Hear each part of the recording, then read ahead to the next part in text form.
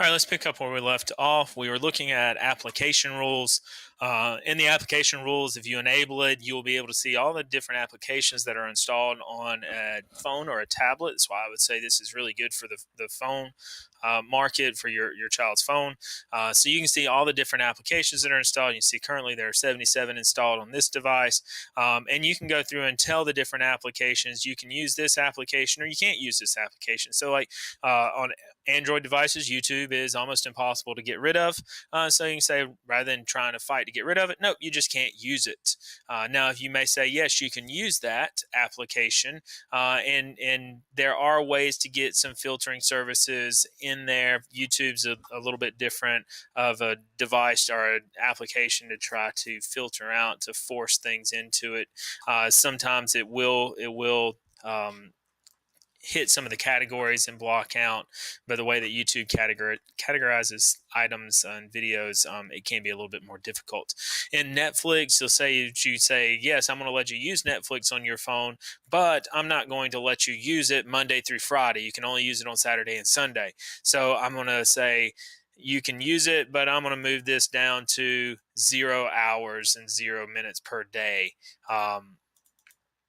Now, this would say you can't use Netflix on Monday at all. Or you can say, I'm going to let you use it on Monday, but I'm only going to let you use it for an hour and a half. And once the hour and a half is over, it's done. You're not going to be able to use that application any longer. If you leave all of these unchecked or unset, then it's just open as long as it does not knock up against any of the time usage for the actual device. So if you set this to be 2 hours, and they use it, but you got it available from 6 o'clock in the morning till 9 o'clock at night, so they can use their device anytime during that time frame. But they use 2 hours of Netflix during that time. Even though the device is still available, that application is no longer available, and it will tell them that your time is up. It will throw up a big blue screen that says your time is up, and then they can come and have that discussion with you later if they want to, and see if they can extend the time.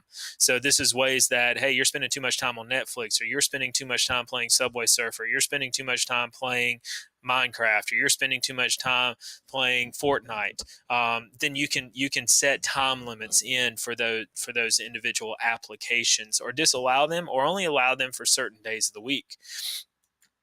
Under social monitoring, this will work well for Facebook, but you won't be able to see it for any other application like Instagram, Netflix, or Instagram, or Snapchat, or those types of applications. If you were wanting to use those, you could block those out under application rules and just say, hey, you're not going to be able to use Netflix, or not going to be able to use Instagram on this device at all. Done.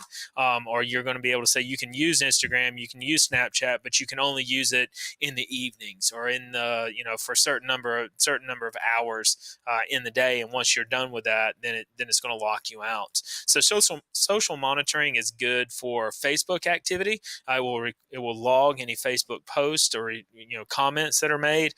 But notice there is a little caveat here: your child must connect to Facebook on desktop device protected by Qustodio at least once after enabling for this feature to work. So in other words, what you're going to have is that you're going to have their profile logged into a device, a Windows-based device or Mac device, and be able to have them log into their Facebook account there. Once that's done, then that same Facebook account will be able to be monitored here on their mobile device. But until that's done, it's a premium feature only. But until that's done, this isn't going to do anything. Since there's no Facebook account to be able to monitor, you're not going to see anything down here. Calls and SMS. Now, this is going to work different on Android or iOS devices. The way that iOS manages and handles phone calls and text messages coming in and out is different than the way that Android handles them coming in and out. So this is going to be a little bit different. It says this feature is enable call message monitoring on your device. This feature is currently available for Android devices only. So if you got an iOS device, you're going to have to use another application to be able to monitor phone calls. That's something that you would need to go and search out for yourself. But if you have this available, if you have your child has an Android device, enable call and text message monitoring, yes. And so what this will do is it will actually report the full content of each text message. Yes, again, this is an Android device feature, not an iOS device feature. Um, why it will not record your phone call also is due to some legal issues depending on where you live, who you're calling, what type of information is being transmitted. uh, Different laws, different rules fall into play with recording uh, the audio re- from a phone call. So you're not going to see that. There are some applications that you can download for your phone that will record the full audio of a phone call, both the sender and receiver. But that's not going to be able to be done here in Qustodio. You can come down here to blocking rules, to block all incoming calls, to block all outgoing calls. Notice they're both set to no. You could set them both to yes. Use this feature, set rules blocking calls and SMS, so text messages. This will apply to both text messages and phone calls. You can tell it that you want to block all calls in and out except for the certain numbers that I allow. So you can say, hey, here are the 15 numbers or 10 numbers you need to be able to call. I'm going to set those in there and allow them. So you would put in the name of the person, you'd put in their phone number, allow, and add. Or if you want to, you don't have anything blocked in or out, you can actually put the name of the person, the phone number, and block so that you don't have to see that number come in or out. Or let's say that you're going to block all outgoing calls except for a certain group of calls.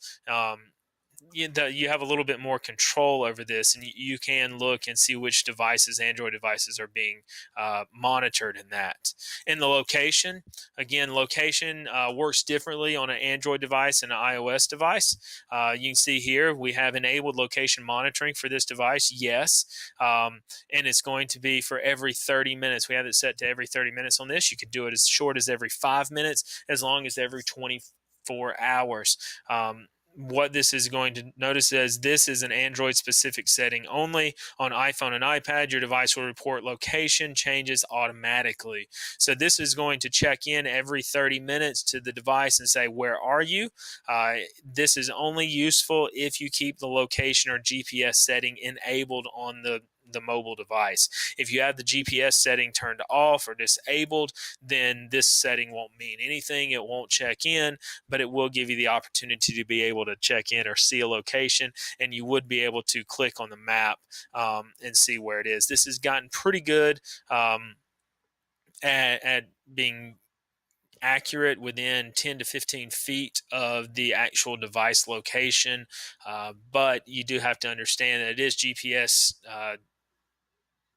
feature. And so if you end up inside a building like a large building like Sam's or Walmart or in the mall, then it may not give you a very accurate reading because it is GPS tracked. And so inside devices, you may have a little bit of trouble getting a good GPS signal. And so it may not show up exactly. Now, the last part here that we're going to look at is called the panic button. This is something that is very useful on a mobile device, not necessarily a Windows-based device or a Mac device, but on a Windows or on a Android device. And notice here it says this feature is turned on panic button, the home screen and Qustodio app. This feature is currently available on Android devices only. So, if you're running an iOS device, you may want to end up looking in the Mobi CIP world rather than in Qustodio. There are certain applications that are not available in the iOS. And again, that's how iOS operates. Their closed off ecosystem that creates a little bit more of a wall to have to get over to be able to put in any type of monitoring in place. So what this does is in the panic button with Qustodio installed on the device, they can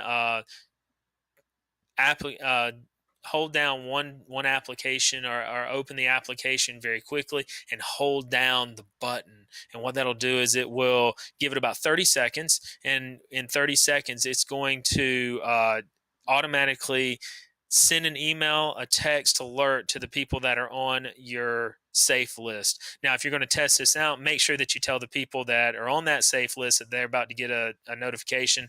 It will send them the person's in trouble and send you a map of that person's location.